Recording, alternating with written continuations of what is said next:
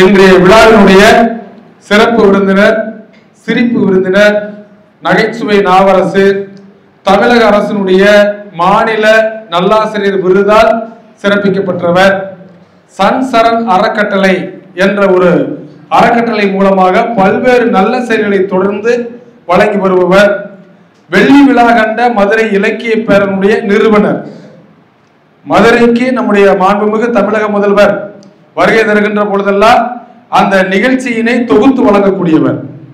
Corona காலகட்டத்தில் பார்த்தீங்கன்னா எல்லா நிறுத்தத்திலையும் சிக்னல்களையும் பார்த்தீங்கன்னா ஐயாவுடைய குரல் தான் ஒலித்துக் கொண்டே இருந்தது. முதல்ல நான் கேட்கும்போது என்ன இந்த குரல் பழக்கப்பட்ட குரல் மாதிரி இருக்கு அப்படின்னு பார்த்தோம்னா அந்த கபசுர குடிநீரை பத்தி ஐயா அவங்க சொல்றாங்க. அந்த முகக்கவசம் அணிந்து போகணும். அப்புறமேட்டு இது நம்ம ஐயா குரல் இல்லை அப்படிங்கிறத நான் கண்டுபிடிச்சேன். அன்னைக்கு இல்லை இன்னைக்கு வரைக்கும் நம்முடைய தமிழகத்தில் இருக்கக்கூடிய அனைத்து வானொலி நிலையங்களிலும் தொலைக்காட்சிகளிலும் அவருடைய உரையானது ஒளிபரப்பப்பட்டு கொண்டிருக்கிறது. ஒரு 3 வாரங்களுக்கு முன்பு நம்முடைய மதுரை கலைஞர் நினைவு நூற்றாண்டு நூலகத்தில் திருவள்ளுவர் சொல்லுடைய 25ஆம் ஆண்டு வெள்ளி விழாவை முன்னிட்டு ஒரு கருத்தரங்கம். நம்ம அந்த நூலக தொடக்கத்துக்கு அப்ப இருந்த இளம் பகவத் IAS அவர்கள், அவர் தான் நூலகத்தினுடைய அந்த ஒட்டுமொத்தத்துக்கான ஆணையராக இருந்தார். அப்ப எனக்கு ஒரு சின்ன வேலை கொடுத்திருந்தாங்க. அப்ப நம்ம போய் பண்ணியிருந்தோம். ஐயா அவர்கள் தலைமையில் ஒரு கருத்தரங்கம், அதில் பேசுவதற்கான ஒரு வாய்ப்பு ஐயா அவர்கள் நடுவராக இருந்து எனக்கு ஒரு வாய்ப்பு கொடுத்தாங்க. அந்த வாய்ப்பினை தொடர்ந்து கடந்த வாரம் அந்த நூலகத்துல பாவேந்தர் பாட்டுத்திறன் அப்படிங்கிற தலைப்புல ஒரு 1 மணி நேரம் பேசக்கூடிய எனக்கு ஒரு வாய்ப்பு கிடைச்சிச்சு. வாய்ப்பு கிடைக்காது. இன்னைக்கு நமக்கு கிடைக்கக்கூடிய வாய்ப்பை பறித்து கொள்வதற்கு ஏகப்பட்ட பேர் இருக்காங்க. அவர்களை எல்லாம் வென்று நீந்தித்தான் நம்ம அந்த பேச்சுங்கிற கரை ஏற முடியும். இப்ப ஐயா அவர்கள், அவருக்கு ஒரு வாய்ப்பு கிடைக்குது. அவர் நினைச்ச நிறைய பேர் இருக்காங்க. மதுரைக்குள்ள தடுக்கி விழுந்த இடமெல்லாம் கவிஞர்களும் பேச்சாளர்களுமா தான் இருக்கிறாங்க. ஆனா அவர் என்ன செஞ்சாரு, ஐயா நீங்க வாங்க, நீங்க என்னுடைய தலைமையில பேசுங்க அப்படின்னு சொன்ன ஒரு வாய்ப்பு.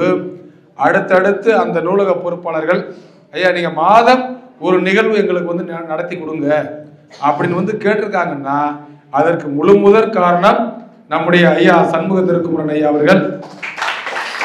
அவர்கள் மணிமேகலை மாநகராட்சி அரசு உயர்நிலைப் பள்ளியில அறிவியல் ஆசிரியர். அதான் பெரிய விஷயம். நம் அழைப்பை ஏற்று இங்கு வருகின்றக்கூடிய வணக்கத்துக்கு போட்டதற்குரிய எங்களுடைய முன்னோடி ஐயா சண்முக திருக்குமரன் அவர்களை நம்முடைய உரை நிகழ்த்த அன்போடு அழைக்கின்றேன். துயின்று மிக வளர்ந்து பட்டு போல் நாவசைக்கும் கட்டித்தமிழே, கருணை பெருஞ்சுவையே, நான் உந்தன் இளைய மகன், உன் பாதம் தொட்டு துவங்குகிறேன், தூயவளே வாழியனே. நல்லதோ தீமை செய்தேன், அதை நலங்கட பொருளில் எறிவதுண்டோ. சொல்லடி சிவசக்தி, என்னை சுடர்மிகும் அறிவுடன் படைத்து விட்டாய்.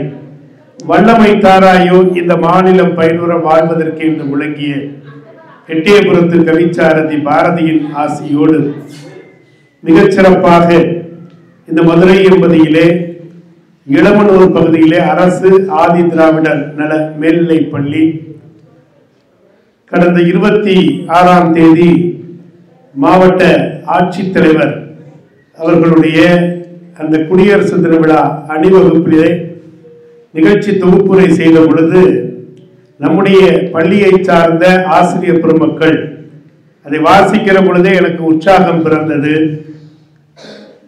மிகச்சிறப்பாக 100க்கு 100 விழுக்காடு தேர்ச்சி பெற வைத்த அனைத்து ஆசிரியர் பெருமக்களையும் அழைத்து பாராட்டு செய்கிற பொழுது அந்த வார்த்தைகளை நான் பயன்படுத்திய விதம் அற்புதமாக இருந்தது. ஏனென்று சொன்னால், நம்முடைய இந்த பகுதியில் இருக்கக்கூடிய மாணவர்களை படிக்க வைத்து அவர்களை தேர்ச்சி பெற வைத்து ஒரு வல்லவர்களாக ஆக்குகின்ற ஒரு அற்புதமான பள்ளியினுடைய தலைமை ஆசிரியை போற்றுதலுக்கும் பாராட்டுதலுக்கும் உரிய கனகலட்சுமி அம்மா அவர்களே, உதவி தலைமை ஆசிரியர் போற்றுதலுக்கும் பாராட்டுதலுக்கும் உரிய பேரே வித்தியாசமா இருக்கு. ஆமா, உமாபதி கேள்விப்பட்டிருக்கிறோம். இவர் என்ன பதி? லசபதி. அப்ப ரொம்ப ஆச்சரியமா இருக்கு. ஆமா, இந்த இல பக்கத்துல வா போட்டோம்னா இலவச பதின்னு ஆயிடும். இருந்தாலும் பேர் வித்தியாசமா இருக்கு. ரொம்ப அருமையான பெயரை உடைய உதவி தலைமை ஆசிரியர் அவர்களே, முதுகலை தமிழாசிரியர் கலைச்செல்வம் அவர்களே, அம்மா அவர்களே, மிகச்சிறப்பாக என்னை அறிமுகம் செய்திருக்கக்கூடிய இந்த ஆண்டினுடைய நல்லாசிரியர் விருதை பெற்றிருக்கக்கூடிய என்னுடைய நெஞ்சமெல்லாம் நிறைந்திருக்கக்கூடிய அன்பு தம்பி, கவிஞர், எழுத்தாளர், பத்திரிகையாளர், பன்முக திறமை கொண்டிருக்கக்கூடிய மகேந்திர பாபு அவர்களை வணங்கி நல்ல வரவேற்புரை ஆற்றின அந்த பையன் செல்வன் சஞ்சய் அவர்களுக்கும், நிறைவாக நன்றி உரை ஆற்ற இருக்கின்ற சபலேஸ்வரன் அவர்களுக்கும், நல்ல பாடல்களையும் பேச்சையும் வழங்கிய அனைத்து மாணவர்களுக்கும் என்னுடைய நெஞ்சார்ந்த நன்றியும் வணக்கங்களையும் சொல்லி, 6ஆம் வகுப்பு பையன் ஒருத்தன் எப்போ பார்த்தாலும் அழுதுகிட்டே இருப்பான், ஓடி போயிடுவான். ஆனால் இன்னைக்கு ரொம்ப சிறப்பாக பேசியிருக்கிறான் அப்படின்னா அது இங்கே இருக்கக்கூடிய ஆசிரியர் பெருமக்களுடைய மிகப்பெரிய முயற்சி. அத்தனை ஆசிரியர்களையும் ஒரு நல்ல நாளிலே தமிழ் பொருள் தொடக்கத்திற்கும் என்னை அழைத்தார் திரு மகேந்திர பாபு. 2வது கூட்டத்திற்கும் என்னை அழைத்தார். 2 கூட்டத்திற்கு வர இயலவில்லை.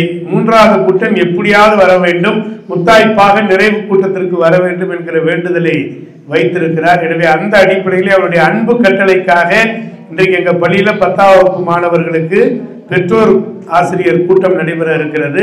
இருந்தாலும் எங்களுடைய தலைமை ஆசிரியரிடத்திலே சொல்லி நான் விடுப்பு எடுத்துக்கொள்கிறேன், முடிந்த பிறகு நான் பெற்றோர்களை சந்திக்கிறேன் என்று சொல்லி அவரிடத்திலிருந்து விடை பெற்று உங்களுக்காக மகேந்திர பாபு அழைத்ததன் பேரிலே வருகை தந்திருக்கிறேன். எனவே இது ஒரு பொன்னான நேரம், நல்ல மகிழ்ச்சியான ஒரு நேரம். மாணவர்களை பார்க்கிற பொழுது எனக்கு ரொம்ப மகிழ்ச்சி. பேச்சு என்பது ஒரு உன்னதமான கலை, அது எல்லாருக்கும் கிடைச்சிட. 11ஆம் வகுப்புல படிக்கிற காலத்துல நான் பேசினேன் அப்படின்னு சொன்னாரு. எங்களுக்கு அப்பெல்லாம் வாய்ப்பு கிடைக்கல. நான் பள்ளி காலங்களிலே மதுரை தூய மரியன்னை மேல்நிலை பள்ளியிலே நான் படித்தவன். 4000 மாணவர்கள் அப்பவே இருந்தாங்க. அதுல கடல்ல கரைச்ச பெருங்காய மாதிரி ஒரு ஓரமா உட்கார்ந்துருப்போம். பேச்சு வராது, பேச தெரியாது.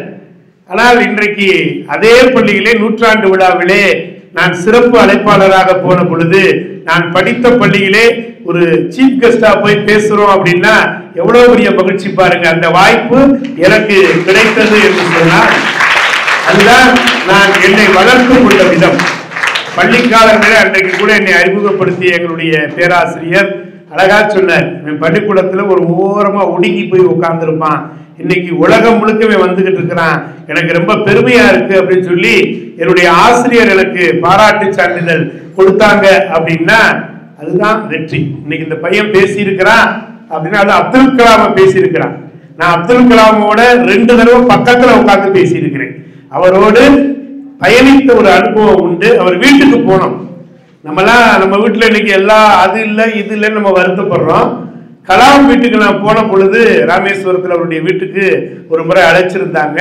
தேவகி மருத்துவ குழுமத்தினுடைய டாக்டர் நாகேந்திரன் அவர்களோட அவர் வீட்டுக்கு நான் போன பொழுது நான் ரொம்ப பெருசா எதிர்பார்த்துட்டு போனேன். ஒரு இந்தியாவுடைய ஜனாதிபதி வீட்டுல எல்லாமே இருக்கும் அப்படின்னு நினைச்சிட்டு போனா ஒரு மர மேசை, ஒரு நாற்காலி, ஐதர் அலி காலத்து ஒரு ஃபேனு, அவ்வளவுதான்.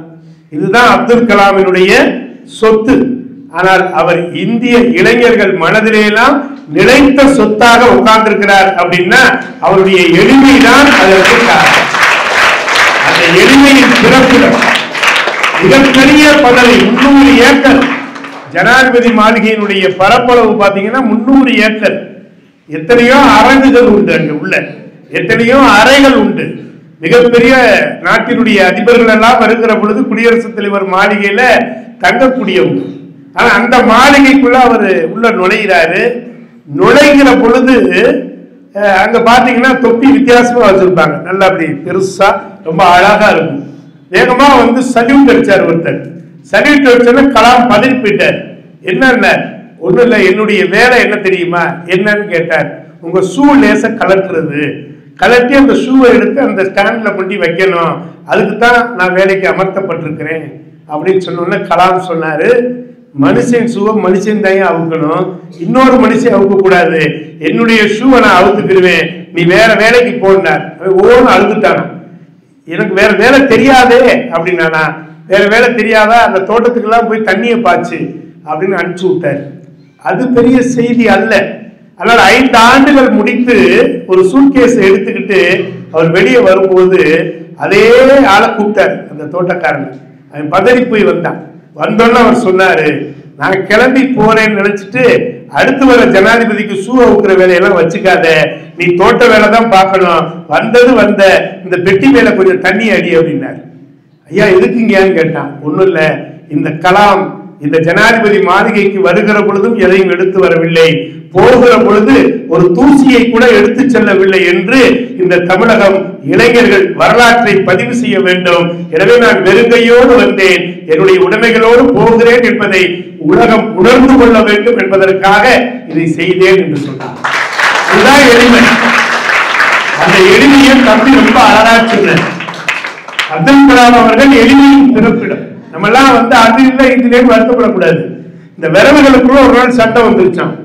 இந்த விரல் சொல்லிச்சான் தம்ஸ் அப், வெற்றியின் குறியீடு நான் தான் அப்படின்ச்சான்.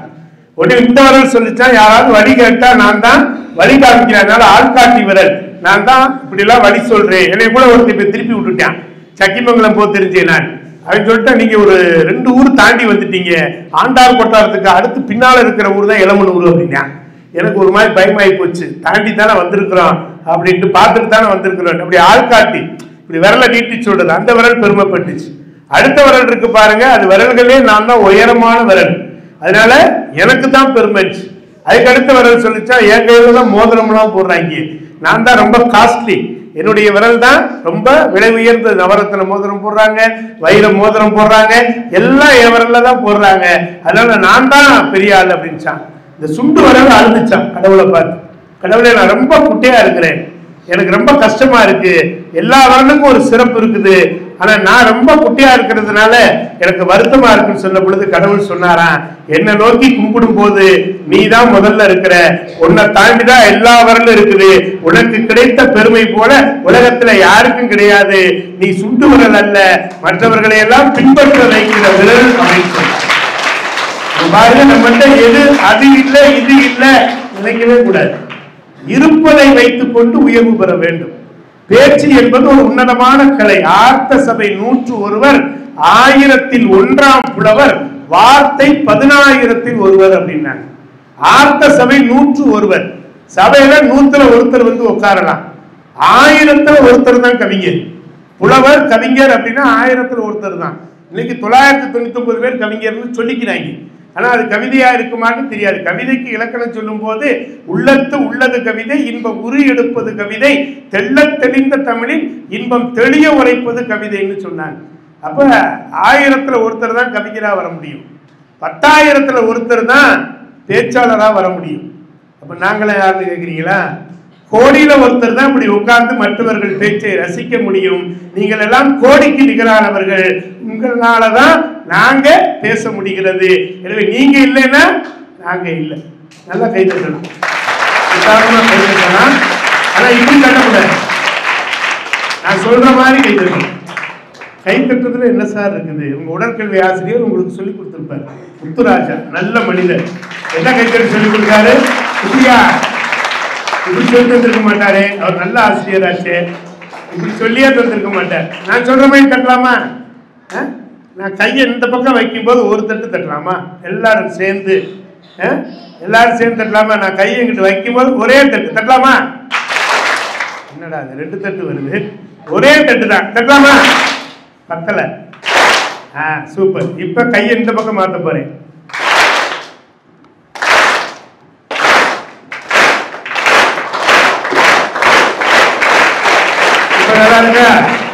இப்படி கை தட்டுனா நம்ம உடம்புல 10 சொட்டு ரத்தம் கொடுமா. எவ்வளவு? 10 சொட்டு ரத்தம் கொடுமா. இப்படிதான் தேனியில ஒரு கல்லூரியில பேசினேன், ஒரு 50 பேர் எந்திரிச்சு ஓடினாங்க. என்னடா 10 சொட்டு ஊறி இருக்கான்னு பார்த்துட்டு வரேன் அப்படின்னாங்க. அப்படி அல்ல, பேச்சு என்பது ஒரு அற்புதமான கலை, அது எல்லாருக்கும் கிடைச்சிடாது. ஒரு பேச்சாளர் இப்படித்தான் கை தட்டுகிற போட்டி வச்சார். ஏன்னா கை தட்டுகிற பொழுது நம்முடைய உடம்புல ரத்தம் ஊறுதுன்றோம், வாய் விட்டு சிரித்தால் நோய் விட்டு போகுங்கிறோம், சிரிப்பவன் சாவை வெல்லுவான்னு சொல்லுங்கிறோம். தனியா சிரிக்க முடியுமா சொல்லுங்க? நல்லா தான் இருந்தாங்க. இந்த மகேந்திர பாபு சார் தமிழ் குடல்ல உட்கார வச்சாரு, மொட்டை மாடில போய் தனியா சிரிச்சுக்கிட்டு இருக்கேன்னு சொல்லுவாங்க. இப்படி சேர்ந்து சிரிக்கலாம், சேர்ந்து கைதட்டி ரசிக்கலாம், சேர்ந்து தனியா அழுகலாம். கூட்டமா அழுதா என்ன அர்த்தம்? அதுக்கு வேற. அப்ப ஒரு பேச்சாளர் இப்படித்தான் கூட்டத்தை பார்த்து ஒரு போட்டி வச்சார். என்ன போட்டி வச்சாரு? கை தட்டுகிற போட்டி வச்சார். யார் கடைசி வரை நான் சொல்ற வரைக்கும் கை தட்டுறீங்களோ அவங்களுக்கு 500 ரூபாய் பரிசு அப்படின்னாரு. நீங்க தட்டிடாதீங்க, அவர் பரிசு தந்துடுறேன்னார். கை தட்ட ஆரம்பிச்சாங்க.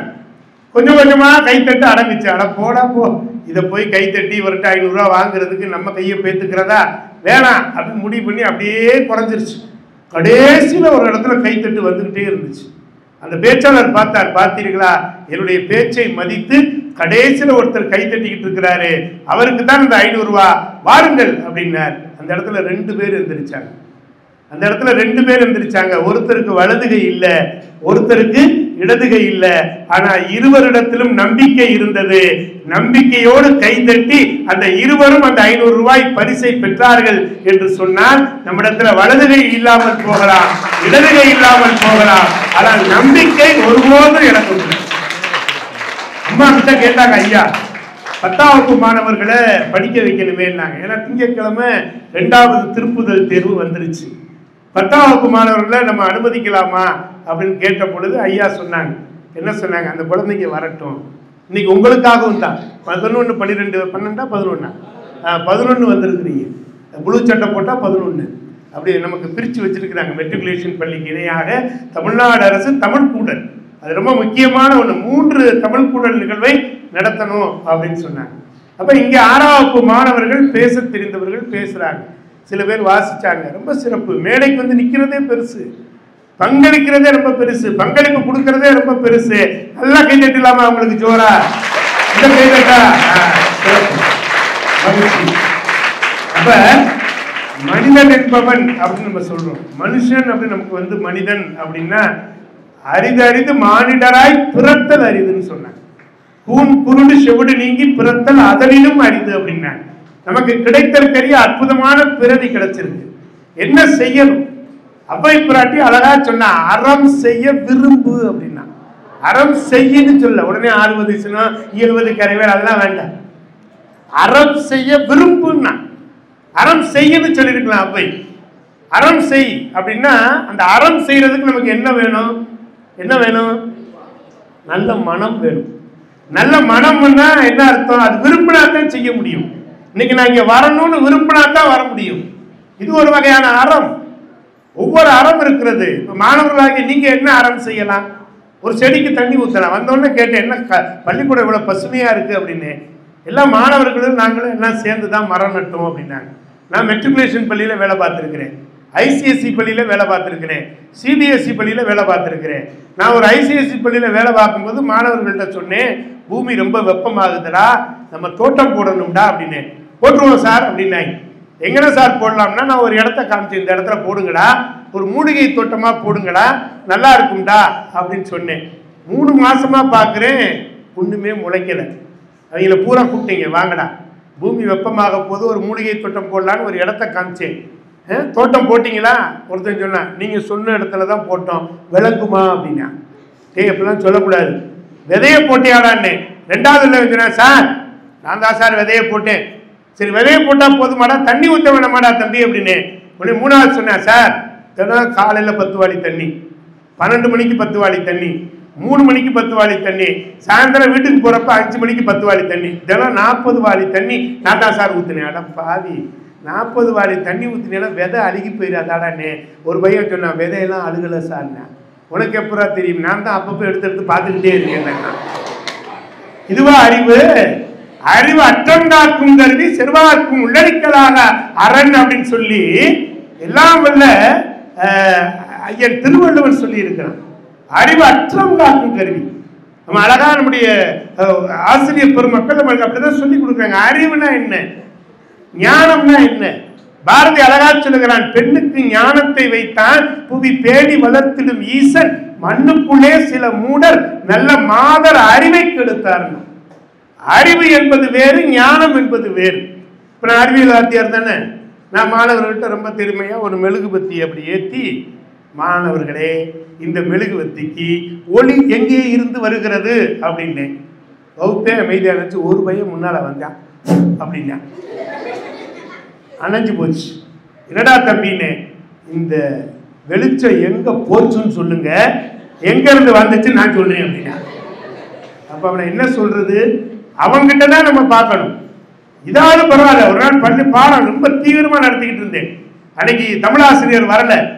நான் படித்த அந்த வேலை பார்த்த அந்த பள்ளிக்கூடத்தில் தமிழ் போய் எடுங்க, உங்களுக்கு தான் தெரியும்ல, நீங்க முனைவர் பட்டம்லாம் வாங்க போறீங்களே, அப்ப வாங்க போறேன், நீங்க போய் தமிழ் எடுங்க. நானும் ஞானமே வடிவாய் தேடுவார் தேடும் நாட்டமே நாட்டத்துள் நிறைந்த மோனமே முதலே முத்தினல் வித்தே அப்படின்னு சொல்லி முடிச்சுட்டு, இது கடவுள் வாழ்த்துப்பா, கடவுள் உங்க முன்னால வந்தா என்னடா கேட்பீங்கன்னு. ஒரு பையன் எந்திரிச்சான், கடவுள் வருவாரா சார்? வந்துட்டாருன்னு வச்சுக்கிட்டா என்னடா கேட்பேனே சார், கடவுள் எப்படினால வந்து என்ன தெரியுமா சார் கேட்பேன், நல்ல பள்ளிக்கூடத்துக்கு வந்து போறதுக்கு வசதியா பெரிய பைக்கு கேட்பேன் சார் அப்படின்னா. சரிடா.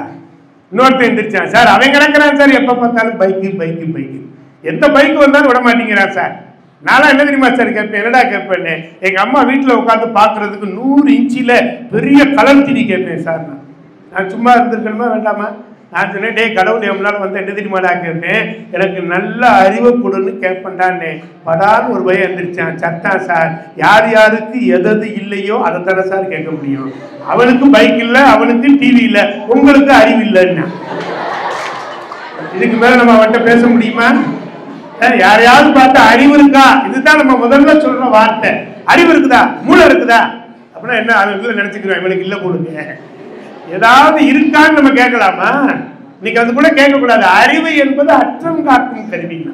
அப்ப அறிவு ஞானம், அறிவு என்பது அறியப்படுவது. மெழுகுவத்தி ஏற்றி வச்சா அதுக்கு ஒளி வருவது என்பது அறிவு. ஞானம் என்பது உணரப்படுவது. ஞானம்னா அது போய் தொட்டா சுடும் அப்படின்னு சொல்றோம் பாத்தீங்களா, அது உணர்வு. அதனாலதான் அழகா சொன்னா, அறிவு என்பது வேறு, ஞானம் என்பது வேறு. அப்ப என்னுடைய இளமனூர் அரசு ஆதி திராவிட நலப்பள்ளி மாணவர்கள் அறிவில் சிறந்தவர்கள் அல்ல, ஞானத்தில் சிறந்தவர்களாக வர வேண்டும் என்பதுதான் எங்க ஆசை. அறிவாளி பட்டம் வாங்கினான் அது கிடையாது, ஞானவானாக வர வேண்டும். ஒரு விஷயத்தை புரிந்து கொள்ளக்கூடிய ஆற்றல் படைத்தவனாக வர வேண்டும். அதுக்குதான் தமிழ் கூடல் விழா. நம்ம புரிஞ்சு படிக்கணும், மனப்பாடம் பண்ணக்கூடாது. மனப்பாடம் பண்ணோம்னா எங்க வெற்றி பெற முடியாது. போட்டித் தேர்வுகள் வந்தாச்சு பார்க்கிறோம். நேற்றுக்கு 8ஆம் வகுப்பு மாணவர்கள் ஸ்லாஷ் எக்ஸாம் எழுதியிருப்பாங்க. அப்ப எப்படி இருந்துருச்சு, எவ்வளவு கஷ்டமா இருந்தது நம்ம பார்க்கிறப்ப. இது மாதிரி தான் வரும் தேர்வுகள், போட்டித் தேர்வுகள் அப்படித்தான் வரும். ஐஏஎஸ் மாதிரி தான் கேட்பாங்க. ஆனா அதையெல்லாம் நம்ம இப்பயே படிக்க ஆரம்பிக்கிறோம். அப்ப ஞானம் இருந்தா தான் முடியும், மொட்டைக்கணம் அடிக்க முடியாது. மனப்பாடம் பண்ணா வராது, புரிஞ்சு படிக்கணும். கான்செப்ட் அண்டர்ஸ்டாண்டிங் அப்படி சொல்றோம். இப்ப இன்னைக்கு நாங்க பாருங்க லேர்னிங் அவுட்கம்ஸ், எங்களை வந்தோடனே கேட்குறாங்க அதிகாரிகள், எல்ஓ இருக்கா? இருக்கு சார். எல்ஓ எத்தனாவது பயன்படுத்துறீங்க? இந்த பாடத்துக்கு இது பயன்படுத்துறேன். ஒரு பாடத்துக்கு எத்தனை எல்ஓ வரும்? ஒரு பாடத்துக்கு 1க்கு மேல 2, 3, 4 வரும் சார். இது எங்க வேலை. எங்களுக்கு அதான் எல்ஓ எழுதியிருக்கியா, டிக்கு.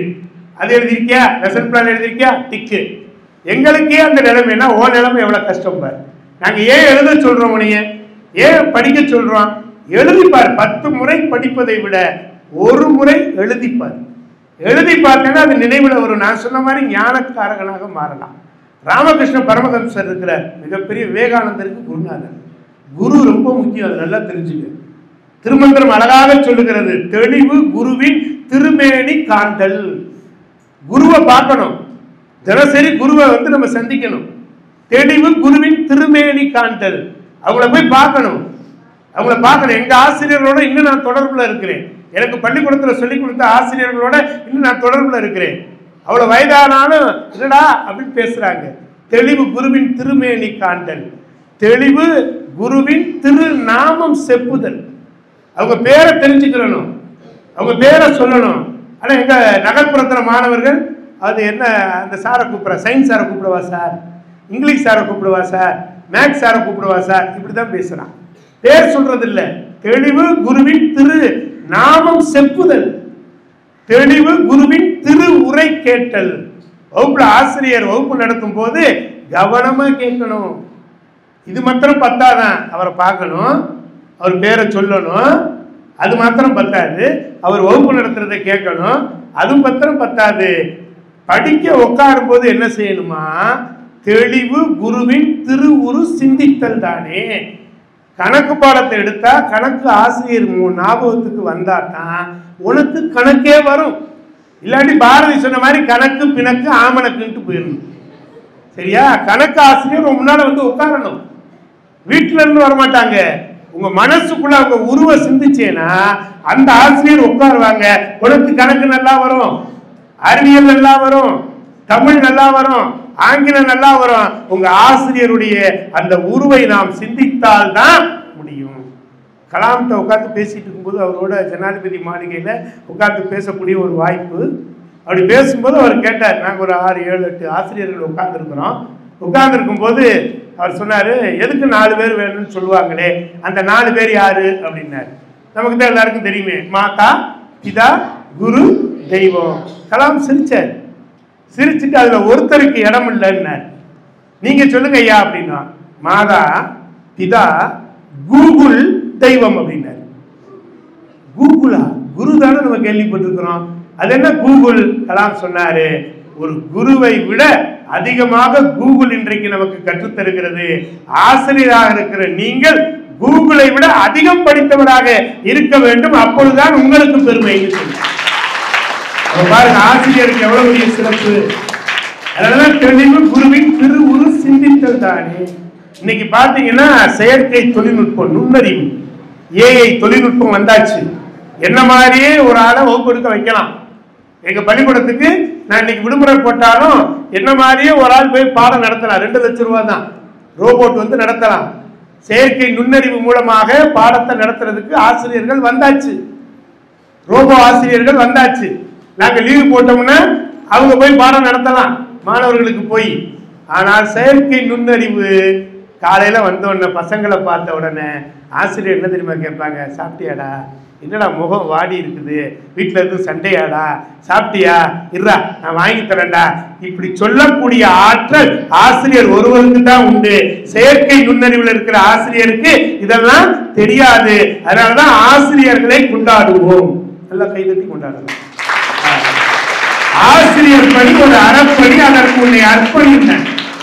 அப்ப கடவுள் எந்த ரூபத்துல வர்றாரு அப்படின்னா ஆசிரியர்கள் ரூபத்துல, குரு ரூபத்துல வர்றாரு. ஒரு பெரிய வழுக்கு மரம், ஒருத்தன் ஏறுறதுக்கு ரொம்ப சிரமப்பட்டு ஏறினான். அந்த பையன் அப்படியே வாலிபன், அப்படியே வழுக்குது, அப்படியே வலிக்கு விடுது. சிரமப்பட்டு உச்சியை போய் தொட்டுட்டான். பக்கத்துல ஆசிரியர் நின்று கொண்டிருந்தார். எல்லாரும் வாத்தியாரை திட்டினாங்க. அவன் எவ்வளவு சிரமப்பட்டு வலிக்கு விழுந்து ஏறான், வாயை திறக்காம நிக்கிறீங்களே அப்படின்னாங்க. அமைதியா இருந்தார், ஒண்ணுமே பேசல. ஆசிரியர்களுக்கு வசவு வந்து கொண்டுதான் இருக்கும், திட்டுவான், கேட்டுக்கிட்டே இருந்தாரு. இறங்க ஆரம்பிக்கும் போது ஆசிரியர் வாயை திறந்தார். தம்பி பார்த்து இறங்குடா அப்படின்னாரு. உடனே ஒரு ஆள் கோவம் வந்துருச்சு, ஓ அவ்வளவு சிரமப்பட்டு ஏறினான்ல, அப்ப ஏதாவது சொன்னியா? இறங்கும் போது பார்த்து இறங்குன்ற. அப்பதான் ஆசிரியர் சொன்னார், ஏறுகிற பொழுது அந்த முயற்சியில அவன் வெற்றி பெற்று விடுவான், ஏறின உடனே அவனுக்கு ஆணவம் வந்துடும். இந்த மரத்தனவுல ஏறிட்டோன்னு அப்பதான் அவனுக்கு அறிவு மங்கி போகும். இறங்கும் போது எளிமை என்று நினைச்சு இறங்குற பொழுதுதான் பிரச்சனை வரும், அவன் தடுமாறுவான். அந்த இடத்துலதான் ஆசிரியர் தேவை. எனவேதான் நான் சொன்னேன், இறங்கும் போது மெதுவாக இறங்கு என்று. ஏறும் போது ஏறி விடுவான், இறங்கும் போது அவன் தவறு செய்யக்கூடாது. நிறைய 100 வாங்கிட்டோம் அப்படின்னு பெருமைப்படக்கூடாது. 100 நம்ம வாங்கிட்டோம்டா, ஃபர்ஸ்ட் டிவிஷன்ல வாங்கிட்டோம், செகண்ட் டிவிஷன்ல வாங்கிட்டோம், அது முக்கியம் இல்லை எங்களுக்கு. நீங்கள் பொது தேர்வு எழுதுகிற பொழுது அதுல அதிக மதிப்பெண் எப்ப பெறுறீங்களோ அதுதான் ஒவ்வொரு ஆசிரியருக்கும் சிறப்பு. ஆசிரியர்கள் எப்ப அழுவாங்க தெரியுமா? தான் பிள்ளை படிக்கிறத பத்தி அவங்க கவலைப்பட மாட்டாங்க. நான் எப்ப அழுதுன்னு தெரியுமா? என்னுடைய மகன் வந்து ஒரு டாக்டர், எம்பிபிஎஸ் பட்டம் வாங்குற கவர்னர் கிட்ட சென்னையில போய் பட்டம் வாங்க போறோம். காலம்பரை சென்னையில இறங்கியாச்சு, விடுதியில போய் உடையெல்லாம் மாத்திட்டு என் மகன் வந்து டாக்டர் பட்டம் வாங்குறா. எங்க தலைமுறையில அவன் தான் முதல் டாக்டர். நான் சிரமப்பட்டு அவளை டாக்டரா உருவாக்கி இருக்கிறேன். அந்த பெருமிதத்தோட நானும் என் மனைவி என் குழந்தை 3 பேரும் போறோம். போற பொழுது அந்த முன்னால பாத்தீங்கன்னா பெயர்லாம் பதிவு பண்ற இடத்துல பதிவு பண்ணிட்டு ஒரு பையன் வேகமா ஓடி வந்தான். ஓடி வந்து படான்னு என் காலில் விழுந்தான். என்னடா அண்ணே?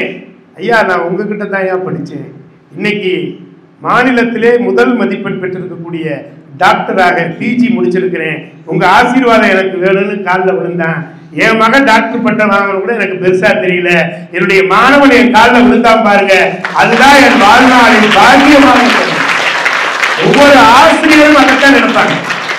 என்கிட்ட படிக்கிற பிள்ளை ஒரு டாக்டர் ஆகும், என்கிட்ட படிக்கிற பிள்ளை ஒரு சிறந்த மனிதனாக வர வேண்டும். இது நாங்க எதிர்பார்க்கிற ஆசை.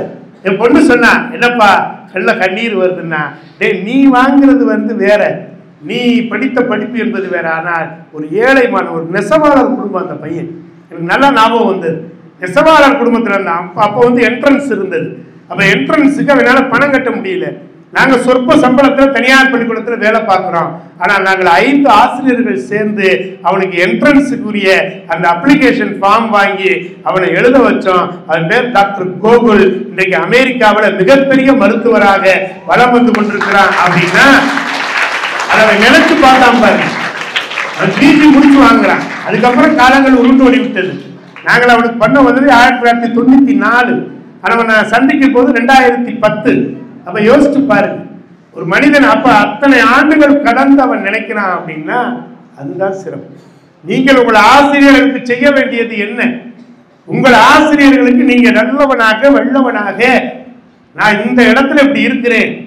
அன்னைக்கு உயர் நீதிமன்றத்துக்கு ஒருத்தரை பார்க்க போறேன். அங்க ஒரு மாணவன் வர்றான், ஐயா உங்ககிட்ட தான் படிச்சேன் அப்படின்னா மகிழ்ச்சியா இருக்கு. உயர் நீதிமன்றத்தில் பிரபல வழக்கறிஞராக இருக்கிறான். ஒரு ஆசிரியருக்கு எப்ப பெருமை அப்படின்னா காவல்துறை அதிகாரியாக மாறினா பெருமை, அது மிகப்பெரிய இராணுவத்தில் பணியாற்றினா பெருமை. இதுதான் எங்களுக்கு பெருமை. அதை விட்டுட்டு என்னடா படிக்கிற சொல்லக்கூடாது. படிப்பு என்பது திருவள்ளுவர் அழகா 2 திருக்குறள்ல அழகா சொல்லிட்டார். வள்ளுவர் அழகா சொன்னார். ஒரு திருக்குறள் எல்லாருக்கும் நல்லா தெரியும். என்ன திருக்குறள்? கற்க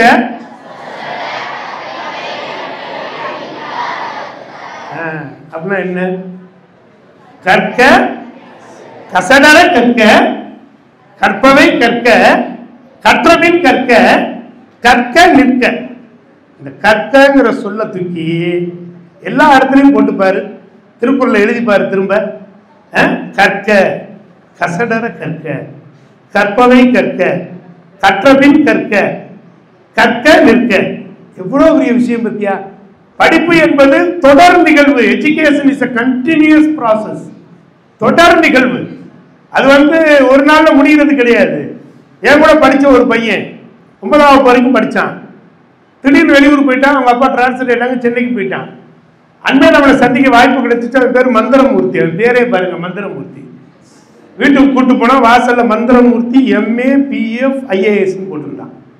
பரவாயில்ல, நம்ம கூட படிச்சவன் IAS ஆஃபீஸர் ஆகிட்டான் உங்களுக்கு அப்படின்ட்டு, தம்பி என்னடா நல்லா இருக்கியாடா? வாடா நல்லா இருக்கணும், உட்காரா அப்படின்னு காஃபிலாம் கொடுத்தேன். சாப்பிட்டுக்கிட்டு இருக்கும்போது, MA என்ன படித்த பொலிட்டிக்கல் சயின்ஸா அல்லது என்ன படித்த MA? இருடா அப்படின்னு உள்ளே எட்டி பார்த்துட்டு சொன்னான், MAல என்ன தெரியுமா? மெட்ரிகுலேஷன் அட்டம்ப்ட் அப்படின்னா. படுபாவி, மெட்ரிகுலேஷன் அட்டம் பண்ணியிருக்கு. அதுல PFன்னு ஒரு டிகிரி, பட் ஃபெயில். வடவா ராஸ்கல், மெட்ரிகுலேஷன் அட்டம்ப்ட் ஆகி ஃபெயில் ஆயிருக்கு, but fail in all subject அப்படின்னா. அதுக்கு பேர் IAS. உருப்பிடுவான்றீங்க? உருப்பிட மாட்டேன். பேருக்கு பின்னால பட்டங்களை கூட்டிக் கொள்ளுவதில் வல்ல அறிவு. பேருக்கு பின்னால அதனாலதான் வள்ளுவன் சொன்னா கற்க நிற்க. என்ன படிச்சியோ அது பிரகாரம் நில்லு.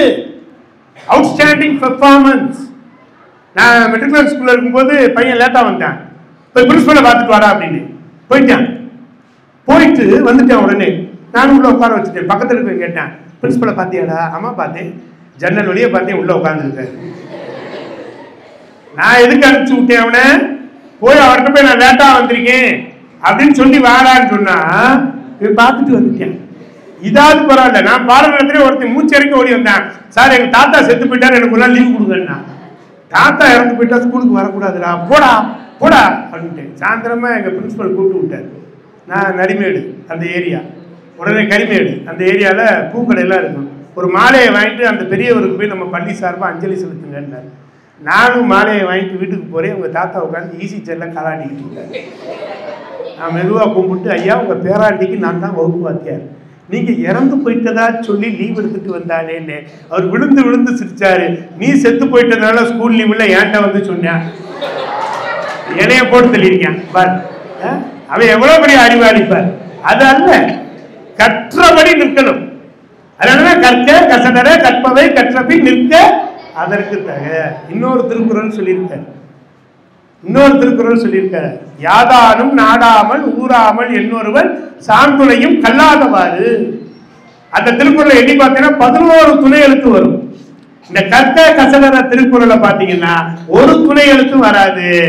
படிக்கிறவனுக்கு வேற எந்த துணையும் தேவையில்லை. படிக்காதவனை சொல்லும் போது யாதானும் நாடாமல் ஊராமல் என்னொருவன் சாந்துணையும் கல்லாதவாறு படிக்காதவனுக்கு தான் 11 துணை தேவை. படிக்கிறவனுக்கு கல்வி ஒரு துணையே போதும். கல்வி இருந்தா போதும், எல்லாமே வந்து அதுதான் முக்கியம். படிக்காதவன் தான் பணத்தை நம்புவான், எதையாவது நம்புவான். அதுக்குதான் திருவள்ளுவர் போடும்போதே தெளிவா போட்டார், யாதானும் நாடாமல் ஊராமல் என்னொருவர் சாந்துணையும் கல்லாதவாறு. எத்தனை துணைக்கால் போட்டு வச்சிருக்காரு. அப்ப துணை எழுத்து இல்லாத திருக்குறள் கல்வியினுடைய மேன்மையை சொல்லுகிறது. துணை எழுத்தோடு இருப்பது கல்லாததனுடைய நிலைமையை சொல்லுகிறது. அப்ப நம்ம எப்படி படிக்கணும்? ஆழ்ந்து படிக்க வேண்டும், அகன்று படிக்க வேண்டும், கூர்ந்து படிக்க வேண்டும். தமிழ் கூடல் மூலமாக இதைத்தான் நம்ம சொல்றோம். நம்ம 10ஆம் 12ஆம் பொதுத் தேர்வு எழுத இருக்கிற மாணவர்கள் கவனமா இருக்கணும், ரொம்ப கவனமா இருக்கணும். கவனம் சிதையே கூடாது. படிப்பு ஒரு அற்புதமான உன்னதமான ஒரு ஆயுதம். அது இருந்துச்சுன்னா போதும், நீங்க உலகத்தையே வெல்லலாம். கற்றோருக்கு சென்ற இடமெல்லாம் சிறப்பு சொல்றோம்ல. கற்றோருக்கு சென்ற இடமெல்லாம் சிறப்பு. ராமகிருஷ்ண பரமஹம்சர் நல்ல குரு. அவர் அந்த குரு என்ன பண்ணுவார்னா உட்காந்து இந்த மாதிரி மாணவர்கள்ட்ட பேசுவார். அப்படி பேசிக்கிட்டு இருக்கும்போது முடிச்ச உடனே பிரசாதம் கொடுப்பாங்க. என்ன பிரசாதம் கொடுப்பாங்க? லட்டு பிரசாதம் கொடுப்பாரு. இன்னைக்கு கோயிலுக்கெல்லாம் போனால் லட்டு கொடுக்குறாங்க, பிரசாதம் கொடுக்குறாங்க. அப்போ 2 லட்டு குவியல் கொண்டு வந்து வச்சுட்டாங்க. அந்த லட்டு குவியல் வச்ச உடனே அவர் பேச ஆரம்பிக்கிறார். எங்கேயோ இருந்து எறும்பு சாரசாரியா வருது. இன்னைக்கு இருந்தா என்ன பண்ணுவான்? லட்டு வச்சு சுற்றி எறும்பு சாக்பீஸ் போட்டுருவோம், பவர் லைன் போட்டு விட்டுருவோம், வந்தா செத்து தொலை அப்படின்னு. ஆனால் அன்னைக்கு அதை பண்ண மாட்டாங்க. அந்த லட்டை சுற்றி எறும்பு வேகமாக வருது, வேகமாக வருது. எல்லாரும் எறும்பை பார்க்குறாங்க, லட்டை பார்க்குறாங்க, எறும்பை பார்க்குறாங்க, லட்டை பார்க்குறாங்க. ஒரு பையன் மாத்திரம் எடுத்துட்டு ஓடினான். உள்ள ஓடி போய் அந்த ஸ்டோர் ரூம் கிட்டங்கியில போய் கை நிறைய சர்க்கரை அள்ளிட்டு வந்து அந்த லட்டை சுற்றி அப்படி போட்டான் 2 பக்கம். எறும்பு புறப்பட்டது வந்து என்னவோ லட்டுக்காகத்தான். ஆனால் சர்க்கரையை பார்த்த உடனே எடுத்துட்டு திரும்பி போய்கிட்டே இருக்குது. ராமகிருஷ்ண பரமஹம்சர் சொன்னார், மனிதர்களே, மாணவர்களே, நீங்கள் புறப்பட்டதும் இப்படித்தான். நீங்கள் புறப்பட்டது லட்டு என்கிற பிரசாதத்தை பெறுவதற்காக. ஆனால் இடையில் கிடைத்த எறும்பை போல நீங்கள் புறப்பட்டு வந்தீர்கள். ஆனால் இடையில் கிடைத்த சர்க்கரையோடு திருப்தி அடைந்து போய்விடுகிறீர்கள். லட்டை ஒருபோது நீங்கள் பெறுவது இல்லை. நம்முடைய இலக்கு சரியாக இருந்தால் அந்த சர்க்கரையும் தாண்டி லட்டுக்கு வர வேண்டும். என்னுடைய அருமைக்குரிய இளமனூர் அரசு ஆதிதிராவிடர் மாநில பள்ளி மாணவர்கள் சர்க்கரையோடு நின்று விடக்கூடாது. சர்க்கரை மேல அக்கறையா நிற்கக்கூடாது.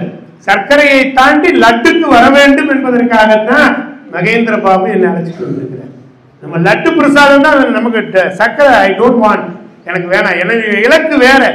நான் புறப்பட்ட இலக்கு லட்டை அடைவது, அதுதான் எனக்கு வேணும். நம்முடைய வாழ்க்கை லட்சியம் என்ன? நமக்குள்ள ஒரு ஃபயர் இருக்கணும். நான் வந்து பாத்தீங்கன்னா அறிவியல்ல ஃபெயிலா போயிட்டேன். 9ஆம் வகுப்புல அறிவியல்ல fail.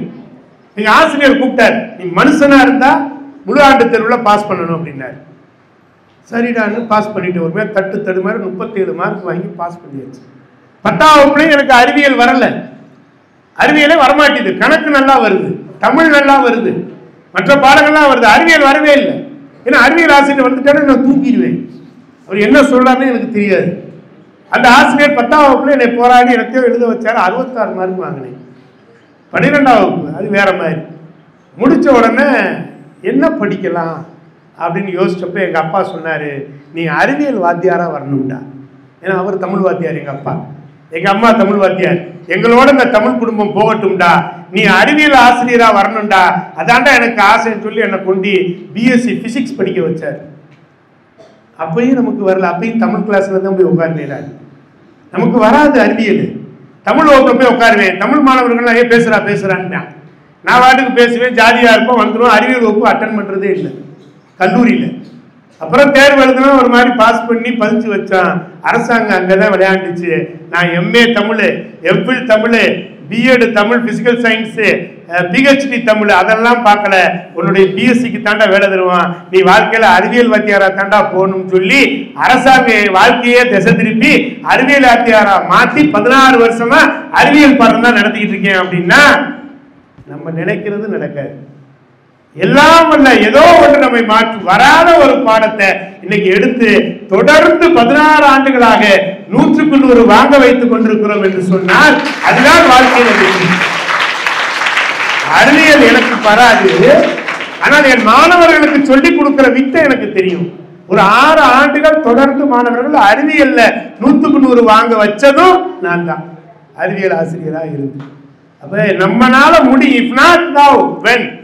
If not I, who? நான் இல்லை என்றால் யார், இப்பொழுது இல்லை என்றால் எப்பொழுது. இதுதான் இந்த தாரகத்தை நான் எங்க இருந்து வாங்கினேன். ஜப்பான். இன்னைக்கு நம்ம பார்க்கிறோம், உலக யுத்தம் நடந்த பொழுது 2 இடத்துல fat man and little boy 2 அணுகுண்ட போட்டாங்க. ஹிரோஷிமா, நாகசாகி 2 இடத்துல போட்டான். அதோட ஜப்பான் ஒளிச்சான்னு முடிவு பண்ணாங்க. இதுக்கப்புறம் ஜப்பான் எந்திரிக்காதுன்னா இன்னைக்கு ஜப்பான் உலக அரங்கத்தில் முதல் இடத்துல இருக்குதுன்னா என்ன காரணம்? ஜப்பானியர்கள் ஒவ்வொருவரும் சொல்லக்கூடிய வார்த்தை என்ன தெரியுமா? If not now when, if not now when, இப்பொழுது இல்லை என்றால் எப்பொழுது. இஃப் நாட் ஐ, ஹூ, நான் இல்லை என்றால் யார். இதுதான் இன்னைக்கு ஜப்பானிய பழமொழியாக இருக்கிறது. அதனாலதான் ஜப்பான் இன்றைக்கு போராடி விடாமுயற்சிகளே உலகத்தையே திரும்பி பார்க்க வைத்திருக்கிறது என்று சொன்னால் அவர்களுடைய விடாமுயற்சி தான் அப்படிங்கிறதுக்கு ஒரு உதாரணமா ஜப்பான் சொல்லுது. ஏன் நம்மளால முடியாதா? நம்மளால முடியாதா? எவ்வளவு பெரிய நாடு நம்முடைய நாடு. பாரத நாடு பார்க்கலாம் திலகம்னா, பாரத பூமி பழம்பெரும் பூமி, நீர் அதன் புதல்வர், இந்நினைவு அகற்றாதீர் நாம் பாரதி. பாருக்குள்ளே நல்ல நாடு எங்கள் பாரத நாடு. பாருக்குள்ளே நல்ல நாடு, இந்த உலகத்திலே சிறந்த நாடு என்று நம்முடைய நாடு. நம்மளால முடியாதா? எல்லாம் நம்மளால. ஒரு காலத்துல நம்ம அப்படித்தானே இருந்தோம். ஒரு காலத்துல 16 வேலை செய்யறவங்க இருந்தாங்க. ஒரு ராஜா இருந்தார். அந்த ராஜா கிட்ட புலவர்கள்லாம் உட்கார்ந்துருப்பாங்க. ஒரு புதுசா பாட்டு எழுதுன ஒரு புலவர் வந்தார். அரசே, உங்களை பத்தி 400 பாட்டு, ஒரு பாட்டு 2 பாட்டு கிடையாது, 400 பாட்டு எழுதிட்டு வந்திருக்கேன், படிக்கதா? படி. 400 பாட்டு கடகடன்னு ஒப்பி முடிச்சான். ராஜா சிரிச்சார். என்ன சிரிக்கிறீங்க? எவ்வளோ கஷ்டப்பட்டு எழுதியிருக்கிறேன். அப்படியா? நீ தான் எழுதுனியா? ஆமாம், நான் தான் எழுதினேன். ஒருத்தர் எழுப்பி விட்டார். அவர் சொன்ன பாட்டை சொல்கிறா அப்படின்னா அந்த ஆள் மட மட மடம்னு 400 பாட்டையும் சொல்லிட்டான். புலவனுக்கு விளவளத்து போச்சு. ஐயோ, நம்ம எழுதுன இவன் எப்படி சொல்கிறான்? இன்னும் சந்தேகமாக இருக்குதா? இன்னொருத்தர் எழுப்பி விட்டார். நீ சொல்கிறா.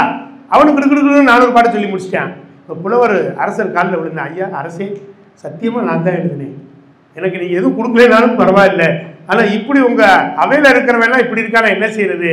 ராஜா சிரிச்சுக்கிட்டே சொன்னார், நீ தான் பாட்டு எழுதுன, தப்பு உன் மேலே இல்லை, நீ தான் பாட்டு எழுதுன. ஆனால் முதல்ல ஒருத்தன் சொன்னான் பத்தியா, அவன் எதையும் ஒரு தடவை கேட்டால் அப்படியே திரும்ப சொல்லுவேன். அவனுக்கு பேர் ஏக கிரகின்னு பேரு. கிரகித்தல், வாங்குறவன். ஒரு தடவை சொன்னா வாங்குவேன், ஒரு தடவை நீ சொன்ன அதை அப்படியே வாங்கி அடிச்சான். அப்ப அவன் எதையும் 2 தடவை சொன்னா அப்படியே பிடிச்சுக்கிருவான். அவனுக்கு பேர் துகி கிரகி. 2 தடவை சொன்னா பிடிப்பான். நீ ஒரு தடவை சொன்ன, அவன் ஒரு தடவை சொன்ன, அடுத்து சொன்ன, 3வது ஒருத்தனை எழுப்புவா. ஐயா வேணாம் சாமி. அந்த காலத்துல 400 பாட்டையும் ஒரு முறை கேட்டுட்டு அப்படியே திரும்ப சொல்லக்கூடிய ஆற்றல் யாருக்கிட்ட இருந்தது? நம்முடைய தமிழர்கள்ட்ட இருந்தது. இன்னைக்கு அந்த ஆற்றல் எங்க போச்சு? எங்க போச்சு? எங்க போச்சு? இதுக்குள்ள போச்சு. எதுக்குள்ள போச்சு? இதுக்குள்ள போய் இப்படியே உட்காந்துருக்கேன். பூரா கண்ணாஸ்பத்திரியில உட்காந்துருக்கேன். இன்னைக்கு எங்க தாத்தா 94 வயசு, கண்ணு அப்படி தெரியுது. வாடா திருக்குமரா அப்படிங்கிறாரு. 94 வயசு பெருசுக்கு கண்ணாடி இல்லை, அப்படியே படிக்குது பெருசு. இன்றைய செய்தி படிக்குது. இவன் கண்ணாஸ்பத்திரியில் என்னாச்சு? பூரா இதுல இருந்து வரக்கூடிய ரேடியேஷன், நல்லா தெரிஞ்சுக்க, அறிவியல் ஆசிரியராக நான் சொல்லுகிறேன், இதுல இருந்து வரக்கூடிய ரேடியேஷன் பயங்கரமானது. இறைவன் நமக்கு கொடுத்திருக்கிற அருட்கொடை நம்முடைய கண்கள். நல்ல கேமரா தான். இந்த கேமராலாம் விலை கொடுத்து வாங்கிடலாம், இந்த கேமராவை விலை கொடுத்து வாங்க முடியாது. நல்ல கேமரா. இது பொய் பிம்பம், இதான் நிஜம். இந்த கண்ணு போயிடலாமா? இறைவன் கொடுத்த வரப்பிரசாதம் கண்ணு. நமக்கு இந்த கண்ணை கெடுக்கிறோம், நம்மளே கெடுக்கிறோம். டிவி பார்க்கறதுல கெடுக்கிறோம். என்னங்க ஐயா எல்லாரும் இதைத்தான் சொல்றாங்க, இருந்தாலும் டிவி பார்க்காம எங்களால இருக்க முடியலையே. உங்க காலத்துல டிவி இல்லை, உங்க காலத்துல டிவி இல்லை, இப்ப எங்க காலத்துல டிவி இருக்கு. நான் ஒண்ணு சொல்லட்டா, நான் மலேசியா போன பொழுது மலேசியாவில் அங்க பயன்படுத்துற ஆட்களை கேட்ட பொழுது டிவி இருக்கும், அவ்வளவுதான். நாங்க பார்க்குற நேரம் ஒரு நாளைக்கு 20 நிமிஷம் கூட கிடையாது, எங்களுக்கு மற்ற வேலை இருக்குங்கிறான். அதான் அவன் முன்னேறான். நம்ம 20 நிமிஷம் தான் படிக்கவே செய்யறோம், 23 மணி நேரம் 40 நிமிஷம் டிவி தான் பார்க்குறோம்.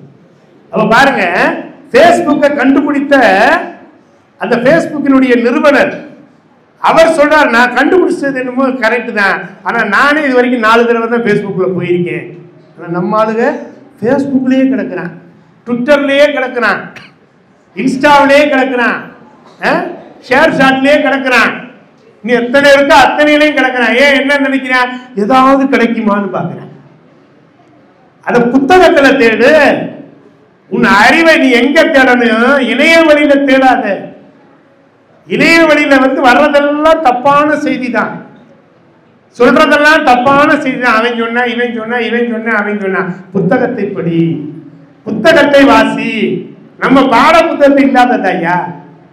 நீ 6ல இருந்து 10 வரைக்கும் இருக்கிற பாட புத்தகத்தை தேடுறாங்க கல்லூரி முடிச்சவன்னா. எதுக்குடான்னு கேட்டா, அதுல இருந்து தான் டிஎன்பிஎஸ்சிக்கு கேள்வி வருது.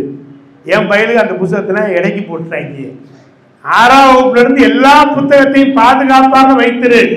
அதுதான் உன மிகப்பெரிய அதிகாரியாக, ஒரு ஐஏஎஸ் ஆபீசராக, ஐபிஎஸ் ஆக மாற்றக்கூடிய புத்தகம் எது தெரியுமா? பள்ளிக்கூடத்தில் கொடுக்கிற 6ஆம் வகுப்புல இருந்து கொடுக்கிற அனைத்து புத்தகங்களையும் நீ பாதுகாப்பா வச்சிரு. அதுதான் உனக்கு சொத்து. வீட்டுல பிரிட்ஜ் வாங்கி இருக்க, அது சொத்து கிடையாது. நம்முடைய பாடப்புத்தகம், நான் படித்த பாடப்புத்தகம் இன்னும் எங்க வீட்டுல இருக்கு. நான் கல்லூரி அளவில் படித்த பாடப்புத்தகம் இருக்கு, என்னுடைய பிள்ளைங்க படித்த பாடப்புத்தகம். என்னுடைய மூத்த பொண்ணு இன்ஜினியரிங் மேக்ஸ், இன்ஜினியரிங் படித்த அத்தனையும் இருக்குது. 2வது பொண்ணு டாக்டர், டாக்டர் புத்தகம்னா ஒரு புத்தகம்லாம் விலைக்கு வாங்க முடியாது. திடீர்னு மகன் எனக்கு ஒரு மெசேஜ் போடுவா, இந்த புக்கெல்லாம் வாங்கி அனுப்புங்கன்னு. வேகமாக ஓடுவேன், 1 லட்ச ரூபா சொல்லுவான் அந்த புத்தகத்தை. அந்த புத்தகம் தான் வேணும்பா, வாங்கித்தான் அனுப்பணும். படிச்சாதான் டாக்டர். டாக்டர் படிக்கிறது அவ்வளவு சாதாரணமா, யாரை கேட்டாலும் இப்ப சொல்லுவான், நீ என்ன படிக்கலாம்? டாக்டர் ஆகணும்னு ஆசைப்படுறேன். டாக்டர் ஆகணும்னா 6ஆம் கிளாஸ்ல இருந்து படிக்கணும். திடுதுப்புன்னு 12ல டாக்டர் ஆகணும்னா முடியாது.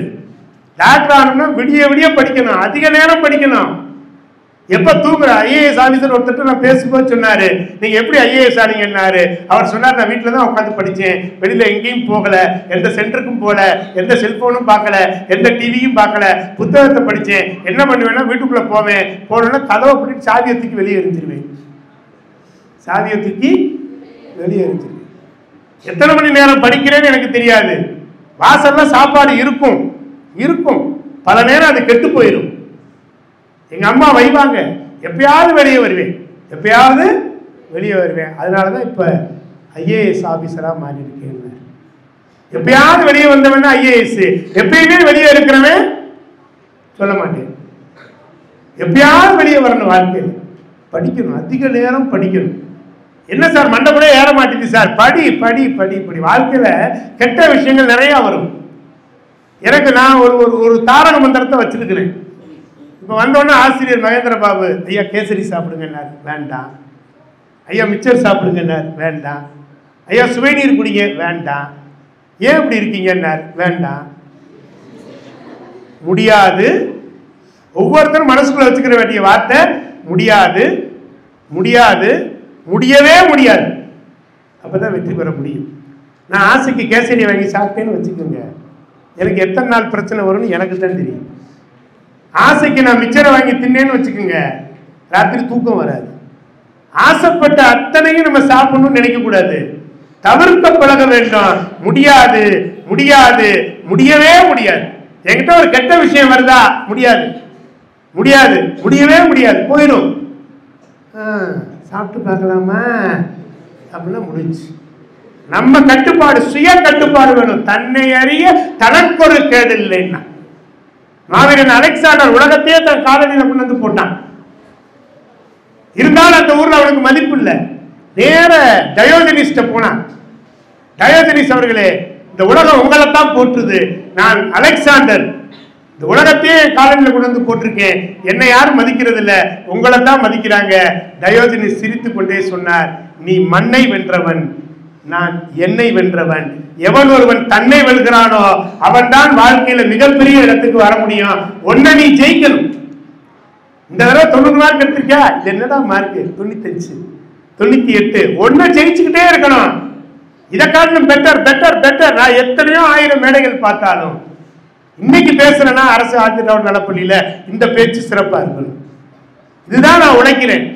நம்ம எத்தனையோ மேல பார்த்துட்டோம், நம்ம மகேந்திர பாபு தானே, நம்ம கனகலட்சுமி அம்மா தானே, நம்ம ஆட்டுக்கு போய் இடத்தையோ பேசிட்டு வந்துடலாம். கிடையாது.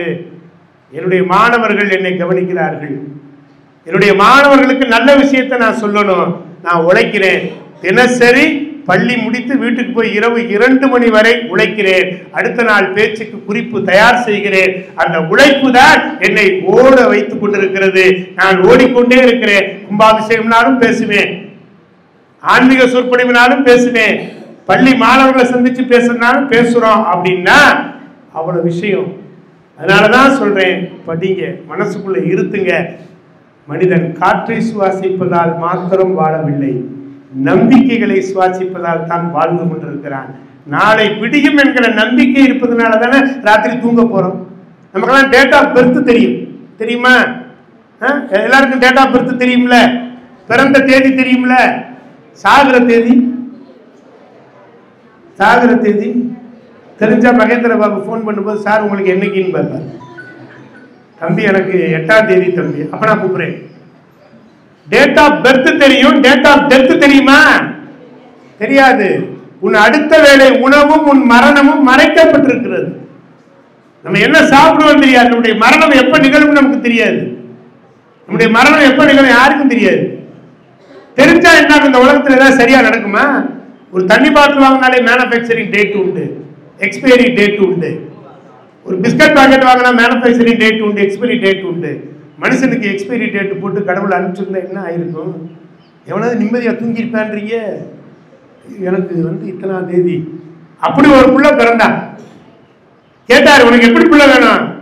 ஊரெல்லாம் அசிங்கப்படுத்தி உன் பேரை கெடுத்து குட்டிச்சவராக்குற 80 வயசு வரைக்கும் வாழ்ற புள்ள வேணுமா? 16 வயசு. ஆனா சிறந்த கல்விமான ஞானஸ்தனா வரக்கூடிய புள்ள வேணுமான்னு கேட்டாங்க. நம்மளா இருந்து என்ன கேட்டிருப்போம்? பிள்ளைக்கு ஆயுசை கொடுக்கணும்ல, நல்ல ஆயுசோட கொடுங்க, பேரை கெடுத்தாலும் பரவாயில்ல. ஆனா அவர் அப்படி கேட்கல. அவர் என்ன சொன்னாரு? குறைவான ஆயுளாக இருந்தாலும் எனக்கு நல்ல பிள்ளைய கொடுன்னாரு. கடவுள் கொடுத்துட்டாரு. 16 வயசு அவனுக்கு. அவன் பேர் என்ன வச்சாங்க? அவனுக்கு பேர் மார்க்கண்டேயன்னு வச்சாங்க. 16 வயசு. என்ன பண்ணாரு தெரியுமா? அவங்க அப்பா அவனை அழைச்சிட்டு போவார். சின்ன வயசுல கூட்டு போகும்போது பெரியவங்க கல்ல விழ வைப்பார். விழுந்த உடனே பெரியவங்க என்ன சொல்லுவாங்க? நீடு ஊழி வாழ்க. ஆனா இவருக்கு தான் தெரியும், பையனுக்கு தெரியாது. அது 16 வயசுல செத்து போவாங்கிறது அப்பாவுக்கு தெரியும், பையனுக்கு தெரியாது. பையன் காலில் விழ வைப்பாரு. அந்த பெரியவங்க வயசானவங்க என்ன சொல்லுவாங்க? பல்லாண்டு வாழ்க, 100 ஆண்டு வாழ்க, 100 ஆண்டு வாழ்க. இந்த உத்தியத்தான் கையில் எடுத்தாரு. விதிய மதியால வெல்லலாங்கிறதுக்கு அதுதான் உதாரணம். அப்படி அவளை விழ வச்சு அத்தனை பேரும் எல்லாரும் வாழ் நல்லா வாழ்க சொன்னாங்க. கரெக்டா 16 வயசு வந்துச்சு. அவங்க அப்பா சொன்னாரு, இன்னைக்கு என்னை விட்டு நீ பிரிய போறடா, உனக்கு ஆயுசு முடிய போதுடா மகனே அப்படின்னு அழுதாரு. பையன் பார்த்தான், இல்லப்பா இன்னையில இருந்து தான்ப்பா நான் வாழ போறேன் அப்படின்னு வேகமா போனா. சிவபெருமான கட்டி பிடிச்சானா.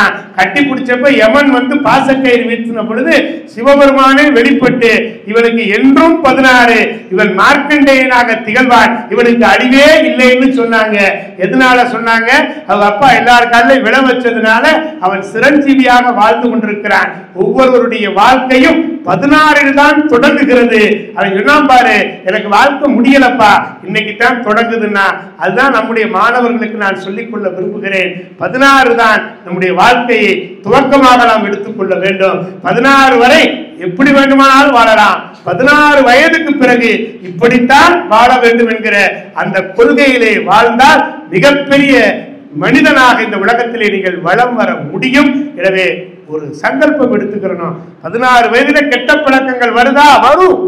இந்த உலகத்துல எல்லாம் ஒரு இலவசமாவே கிடைக்கும், எல்லாமே இலவசமா கிடைக்கும். அந்த 16 ஸ்வீட் 16ன்னு சொல்றான். அந்த 16ல வேண்டாம், முடியாது. 17ல முடியாது, 18ல முடியாது, 20ல முடியவே முடியாது. சொல்லிப்பார், வெற்றியாளனாக வருவாய். நன்றி, வணக்கம். சிரிக்கவும் வைத்தார், சிந்திக்கவும் வைத்தார். மூத்தோர் சொல்லும் முதுநெல்லிக்கனியும் முன்னர் கசக்கும் பின்னர் இனிக்கும் என்று ஒரு பழமொழி இருக்கிறது. படிடான்னா என்ன, எப்ப பார்த்தாலும் படின்னு கசப்பாத்தான் இருக்கும்.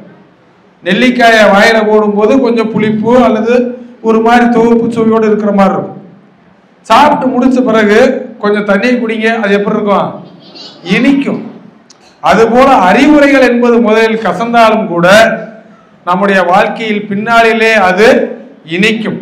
மிக அற்புதமாக பல கருத்துக்களை ஐயா அப்துல் கலாம் அவர்களுடன் இருந்த அனுபவத்தை பற்றி சொன்னாங்க. சிந்திக்க சிரிக்க தூண்டிய நம்முடைய ஐயா நகைச்சுவை நாவரசு சண்முக திருக்குமரன் ஐயா அவர்களுக்கு மீண்டும் ஒரு முறை நம்முடைய பள்ளியின் சார்பிலே நெஞ்சார்ந்த நன்றியினை இத்தருணத்தில் தெரிவிக்கின்றோம்.